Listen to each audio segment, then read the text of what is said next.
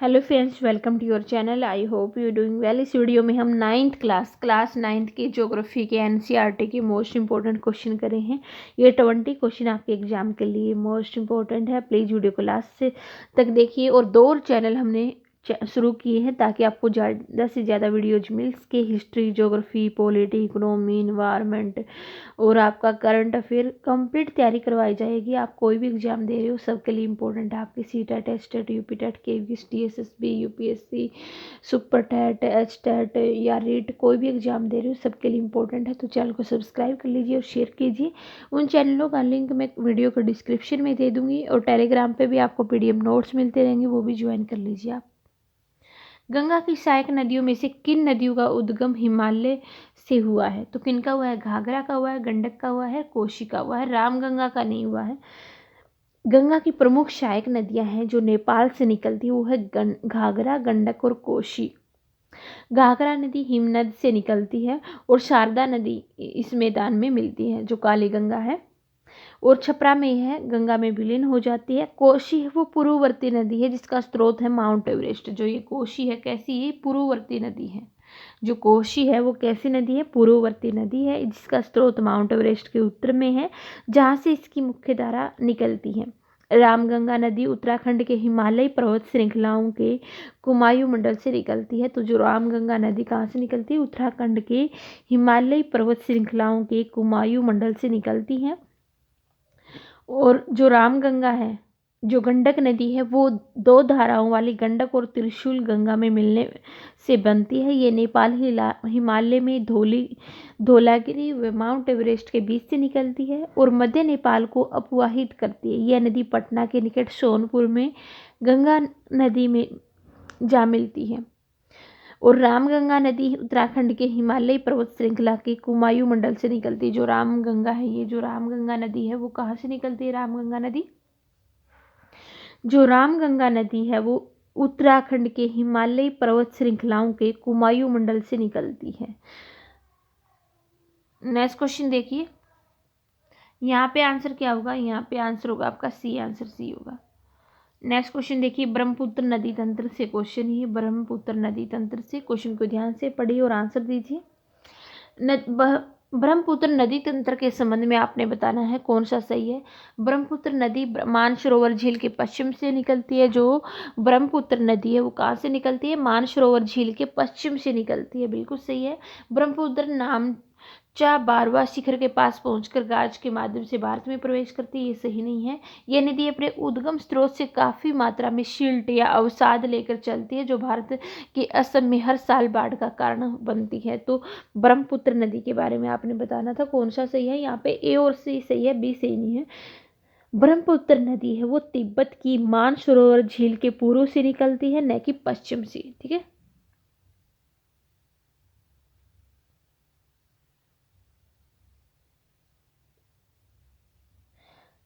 देखिए, पहला कथन असत्य है यहाँ पे, पहला भी कथन यहाँ पे असत्य है, पहला भी सही नहीं है। यहाँ पे ब्रह्मपुत्र, देखिए ब्रह्मपुत्र जो नदी है वो तिब्बत के मानसरोवर झील के पूर्व से निकलता है, न कि पश्चिम से। कहाँ से निकलती है? पूर्व से, पश्चिम से नहीं निकलती, इसलिए एक कथन रोंग होगा।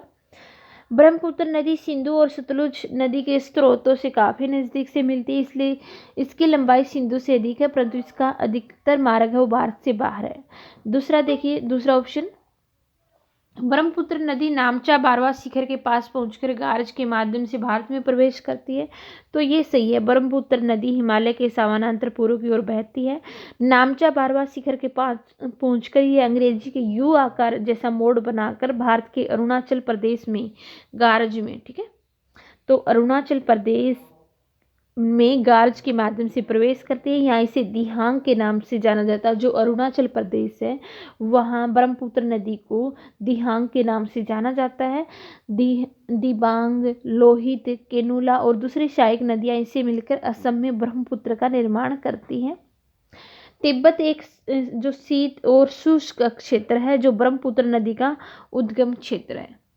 ठीक है, तो तिब्बत क्या है? एक शीत और शुष्क क्षेत्र है जो ब्रह्मपुत्र नदी का उद्गम क्षेत्र है, इसलिए यहाँ इस नदी में जल और सिल्ट जो अवसाद की मात्रा बहुत कम होती है। जो सिल्ट है वो कम होता है यहाँ पे, इसलिए तीसरा ये वाला कथन भी असत्य है आपका। सिर्फ बी सही होगा यहाँ पे, सिर्फ बी सही है, सी भी सही नहीं है। ठीक है, सी भी सही नहीं है। भारत में है जो तिब्बत एक शीत और शुष्क क्षेत्र है जो ब्रह्मपुत्र नदी का उद्गम क्षेत्र है, इसलिए यहाँ पर इस नदी में जल और सिल्ट की मात्रा कम होती, ज्यादा नहीं होती। ठीक है, काफी मात्रा में सिल्ट नहीं निकलते, कम मात्रा में निकलती है। भारत में यह उच्च वर्षा वाले क्षेत्रों से होकर गुजरती है, इसलिए यहाँ नदी एवं जल और सिल्ट की मात्रा बढ़ जाती है। असम में ब्रह्मपुत्र अनेक धाराओं से बहकर एक गुफित नदी में बहती है तथा बहुत सारे नदी द्वीपों का निर्माण करती है। प्रत्येक वर्ष वर्षा ऋतु में यह नदी अपने किनारों से ऊपर बहने लगती है और बाढ़ के द्वारा असम और बांग्लादेश को बहुत अधिक क्षति पहुंचाती है। ठीक है,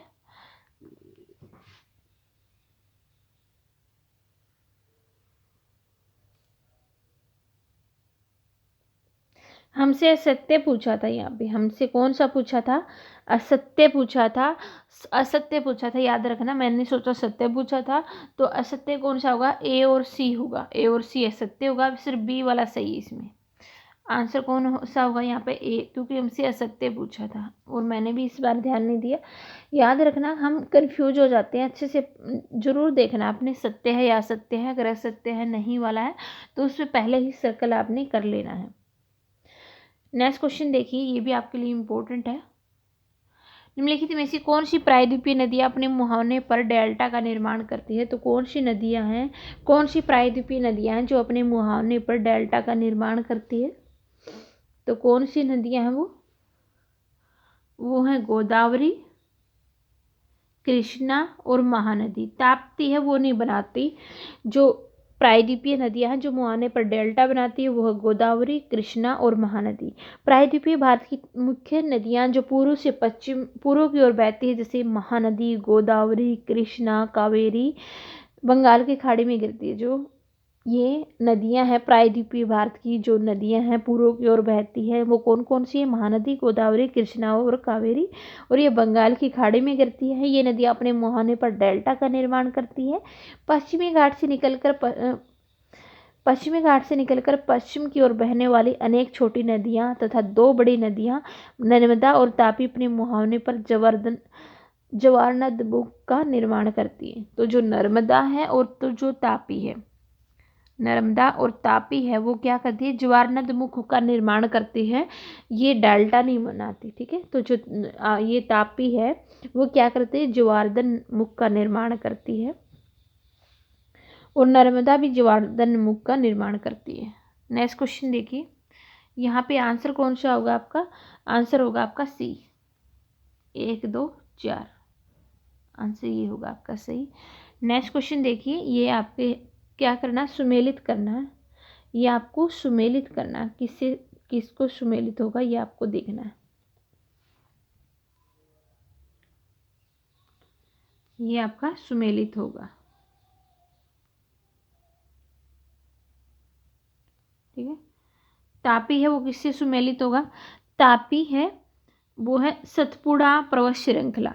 तापी क्या है, सतपुड़ा पर्वत श्रृंखला, गोदावरी त्र्यंबकेश्वर, कृष्णा महाबलेश्वर, कावेरी ब्रह्मगिरी पहाड़ी श्रृंखला। तो इस तरह से मैच होगा, ये मैच किस तरह से होगा, तापी नदी का उद्गम है वो मध्य प्रदेश के बैतूल जिले में सतपुड़ा पर्वत श्रृंखलाओं से होता है। यह नदी नर्मदा के समानांतर एक भ्रंश घाटी में बहती है। गोदावरी सबसे बड़ी प्रायद्वीपीय नदी है जो पश्चिमी घाट के त्र्यंबकेश्वर गांव नासिक से निकलती है। यह नदी बहकर बंगाल की खाड़ी में गिरती है। कृष्णा नदी महाराष्ट्र के पश्चिम घाट में महाबलेश्वर से निकट से निकलकर बंगाल की खाड़ी में गिरती है, और कावेरी है वो पश्चिमी घाट के ब्रह्मगिरी पर्वत श्रृंखला से निकलती है और तमिलनाडु में कुडलूर के दक्षिण में बंगाल की खाड़ी में मिल जाती है। ठीक है, तो ये आपको पता होना चाहिए। नेक्स्ट क्वेश्चन देखिए, यहाँ पे कौन सा होगा मैच, यहाँ पे होगा आपका डी, 3 4 2 1। ठीक है, नेक्स्ट क्वेश्चन देखिए, नर्मदा नदी के बारे में है। ये नर्मदा नदी के संबंध में आपने बताना है, और नदियों से क्वेश्चन आपके पूछे जाते हैं कोई भी एग्जाम दे रहे हो। नर्मदा नदी के संबंध में आपको बताना कौन सा सही है। नर्मदा नदी के बारे में बताना कौन सा सही है आपको। नर्मदा नदी के संबंध में नीचे दिए गए कथनों पर विचार कीजिए। नर्मदा नदी अपने उद्गम क्षेत्र से पश्चिम की ओर एक भ्रंश घाटी में बहती है। बिल्कुल सही है। नर्मदा नदी के संबंध में नर्मदा नदी अपने उद्गम क्षेत्र से पश्चिम की ओर एक भ्रंश घाटी में बहती है। बिल्कुल सही है। नर्मदा द्रोणी का विस्तार मध्य प्रदेश, गुजरात और राजस्थान में है। तो यहाँ पे आपका आंसर बी सही नहीं होगा, सिर्फ ए सही होगा। आंसर कौन सा सही होगा? ए सही होगा। नर्मदा नदी के संबंध में नर्मदा नदी अपने उद्गम क्षेत्र से पश्चिम की ओर एक भ्रंश घाटी में बहती है। तो ए यहाँ पे सही होगा। नर्मदा नदी का उद्गम स्थल मध्य प्रदेश में अमरकंटक पहाड़ी के निकट है। यह पश्चिम की ओर भ्रंश घाटी में बहती है। जबलपुर के निकट संगमरमर के शैलों से यह नदी गहरे गार्ज में बहती है, जहाँ यह नदी तीव्र ढाल से गिरती है। वहाँ धुआंधार प्रपात का निर्माण करती है। और नर्मदा द्रोणी का विस्तार मध्य प्रदेश और गुजरात में है, और इसकी द्रोणी का कुछ भाग है वो महाराष्ट्र में भी है।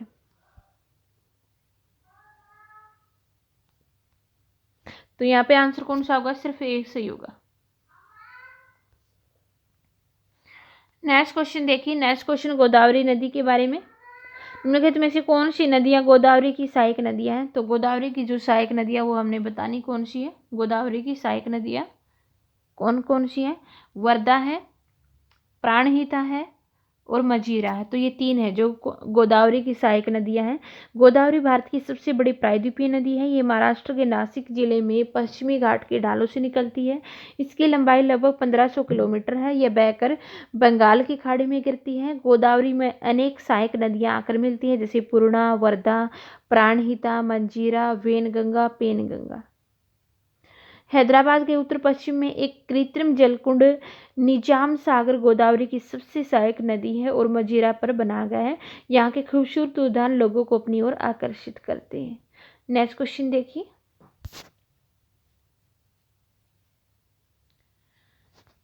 निम्नलिखित में से किस नदी को दक्षिण की गंगा के नाम से जाना जाता है? दक्षिण की गंगा किसको कहा जाता है? तो गोदावरी को। दक्षिण की गंगा किसको कहा जाता है? दक्षिण की गंगा वो गोदावरी को कहा जाता है। गोदावरी नदी प्रायद्वीपीय भारत की सबसे बड़ी नदी है। बड़े आकार और विस्तार के कारण गोदावरी नदी को दक्षिण की गंगा कहा जाता है।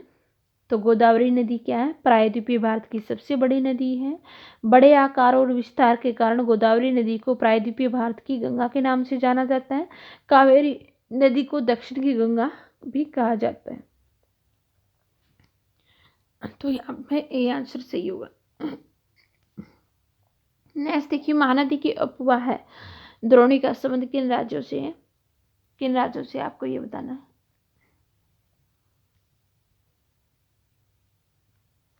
महानदी की अपवाह द्रोणी का संबंध किन राज्यों से है? छत्तीसगढ़ से है, ओडिशा से और महाराष्ट्र से। ये तो इन तीनों से जो महानदी की अपवाह द्रोणी का संबंध है वो किससे है? छत्तीसगढ़, ओडिशा और महाराष्ट्र से हैं। तो यहाँ पे तीनों सही होगा। आंसर क्या होगा? यहाँ पे ए सही नहीं होगा, यहाँ पे सी आंसर सही होगा। ठीक है।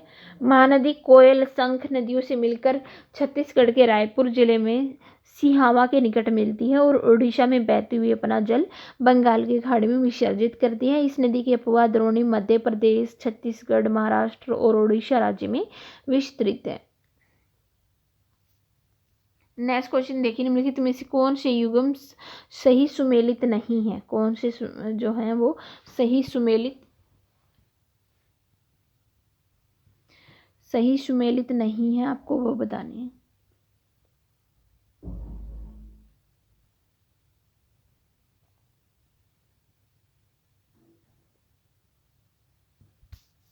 एक मिनट पहले एक क्वेश्चन कर लेते फिर करेंगे वो।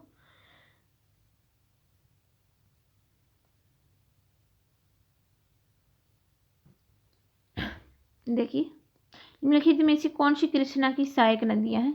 कृष्णा की सहायक नदियां कौन कौन सी हैं? मालप्रभा, तुंगभद्रा, भीमा।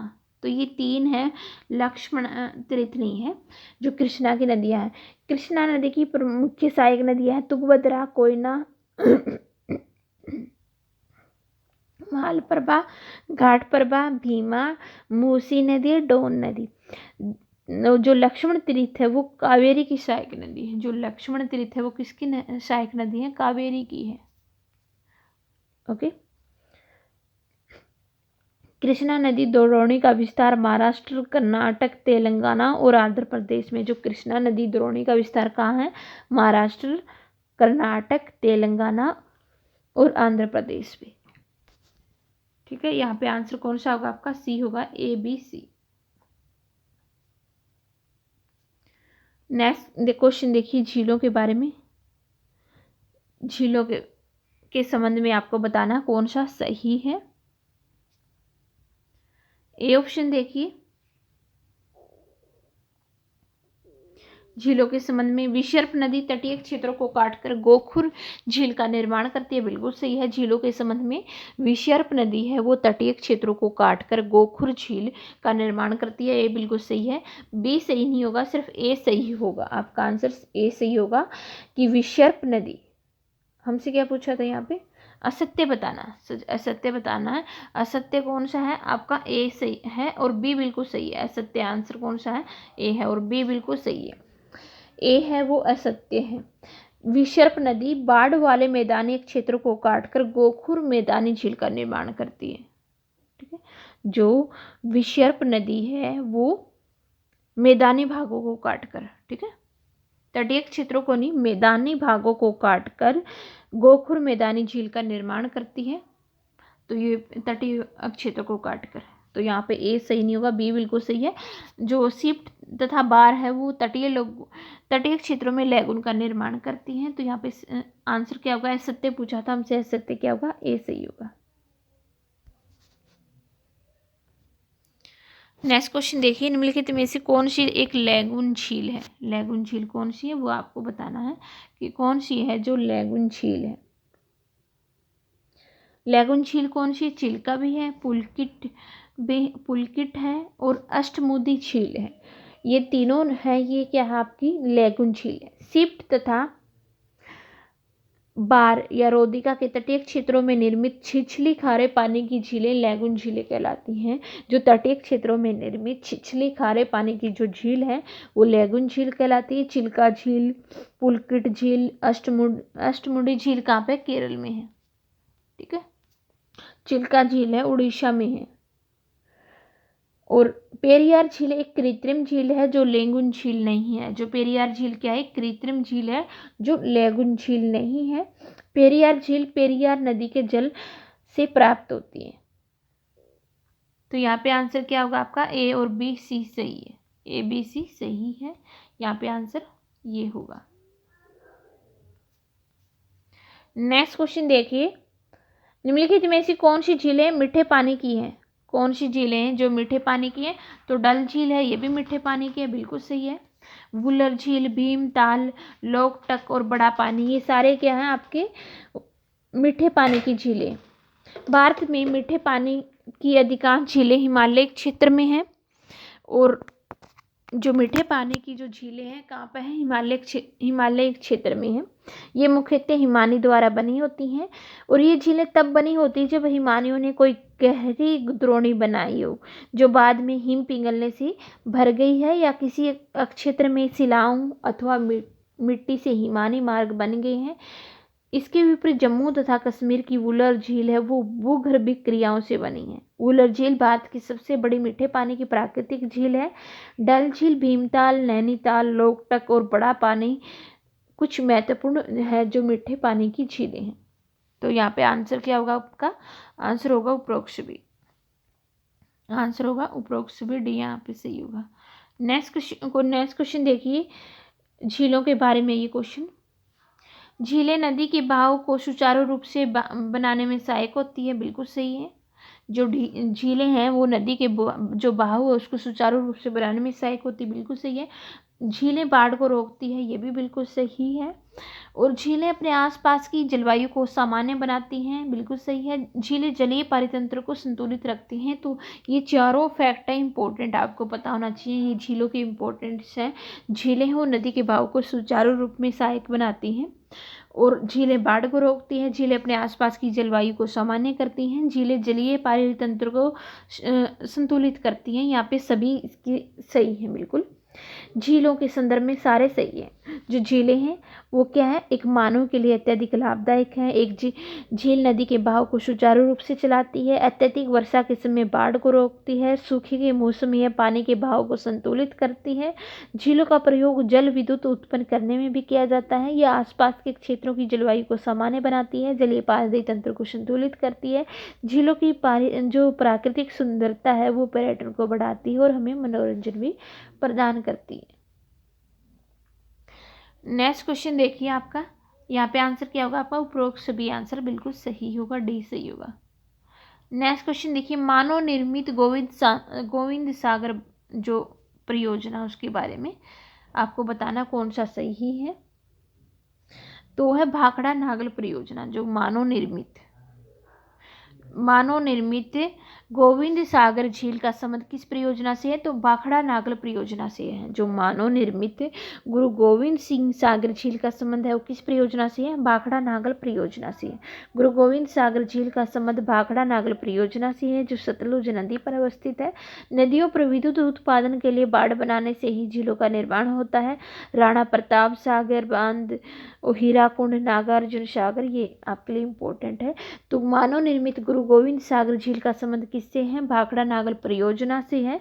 गुरु गोविंद सागर झील का संबंध भाखड़ा नागल परियोजना से है, जो सतलुज नदी पर है। और नदियों पर विद्युत उत्पादन के लिए बांध बनाने से भी झीलों का निर्माण होता है, जैसे राणा प्रताप सागर बांध, हीराकुंड और नागार्जुन सागर बांध।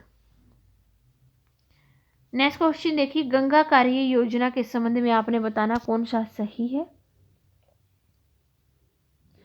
गंगा कार्य योजना के बारे में, गंगा कार्य योजना का पहला चरण 1985 में आरंभ होगा था, बिल्कुल सही है। गंगा कार्य योजना के दूसरे चरण को राष्ट्रीय नदी संरक्षण योजना के अंतर्गत शामिल किया गया है, तो ये भी सही है, आपके दोनों सही है। आंसर क्या होगा यहाँ पे, ए और यहाँ पे ए और बी दोनों सही है, ठीक है, ये दोनों ही सही है। यहाँ पे इसका थोड़ा सा एक्सप्लेनेशन देख लेते हैं। देखिए, पहला चरण 1985 में आरंभ हुआ था और 31 मार्च 2000 को बंद हुआ था। जो ये गंगा कार्य परियोजना का जो पहला चरण था 1985 में शुरू हुआ था और 31 मार्च 2000 को बंद हो गया था। राष्ट्रीय नदी संरक्षण प्राधिकरण की कार्यकारी समिति ने गंगा कार्य योजना के प्रथम चरण की प्रगति की समीक्षा की तथा गंगा कार्य योजना के प्रथम चरण से प्राप्त अनुभवों के आधार पर आवश्यक सुझाव दिए। इस कार्य योजना को देश की प्रमुख प्रदूषित नदियों में राष्ट्रीय नदी संरक्षण योजना के अंतर्गत लागू किया गया है।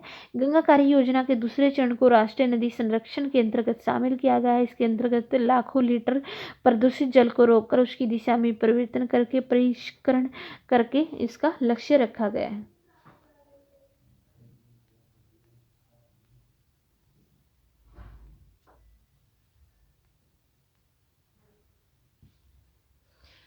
तो ये हमने कुछ इंपॉर्टेंट क्वेश्चन किए हैं। ये वीडियो कैसी लगी कमेंट करके लिखिए। चैनल को ज़्यादा से ज़्यादा शेयर कीजिए, सब्सक्राइब कीजिए। हमने 2 और चैनल शुरू किए हैं, वो भी आपके एग्जाम के लिए इंपॉर्टेंट है। आप कोई भी एग्जाम दे रहे हो, CTET, STET, UPTET, KVS, DSSP, और उन दोनों चैनलों का लिंक और टेलीग्राम का लिंक मैं वीडियो को डिस्क्रिप्शन में दे दूँगी। और प्लीज़ ज़्यादा से ज़्यादा शेयर जरूर कीजिए। Thank you.